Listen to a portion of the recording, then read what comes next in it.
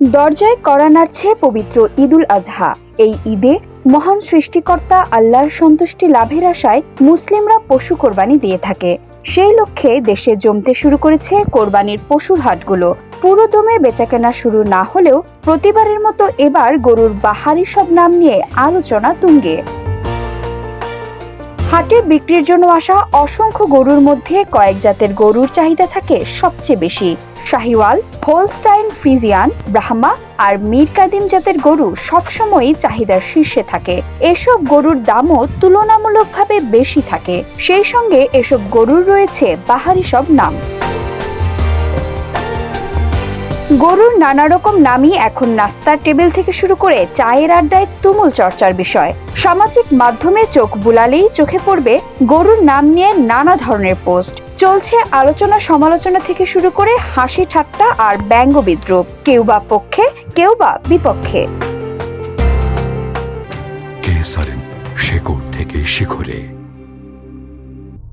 একসময় গরুর নাম রাখা হতো শরীরের বর্ণ দেখে।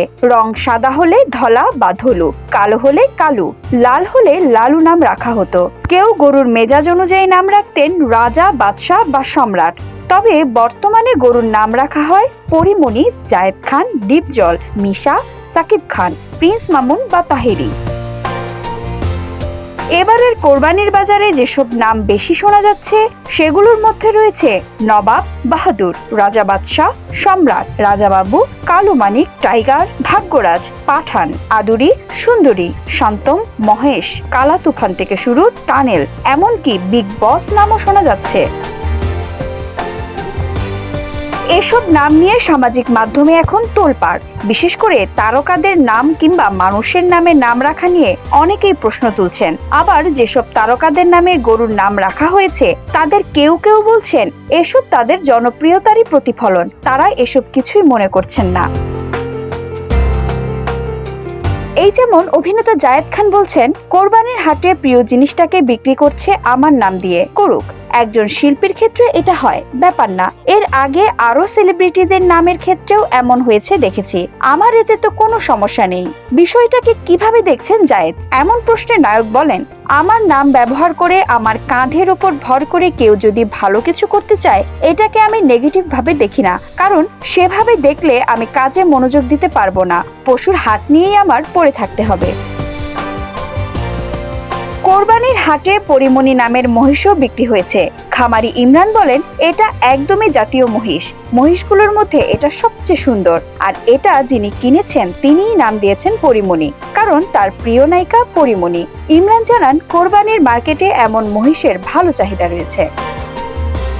আবার চট্টগ্রামের যোগাযোগ ব্যবস্থায় আমূল পরিবর্তন আনা দৃষ্টিনন্দন টানেলের নামে এবার কোরবানির পশুর নামকরণও করা হয়েছে। চট্টগ্রামের খামারি আনসারুল হক সুমন শখ করে তার 15 মণ ওজনের একটি গরুর নাম রেখেছেন টানেল।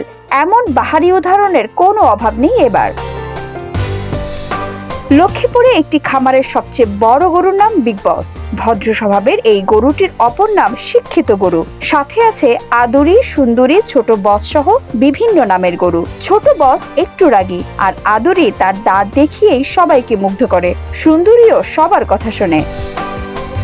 এখানে বলে রাখা ভালো যে ইসলামের দৃষ্টিতে কোরবানি করা ওয়াজিব। প্রত্যেক সামর্থ্যবান মুসলমানকে কোরবানি করতে হয়। তাই ধর্মীয় কাজে ব্যবহৃত পশুর নাম এমন না রাখাই ভালো। রাখলেও মানুষের নামে না রেখে রঙের সঙ্গে সামঞ্জস্য রেখে রাখা উচিত, যাতে ধর্মীয় ভাবগাম্ভীর্য নষ্ট না হয়। বিথি দাস, ৭১।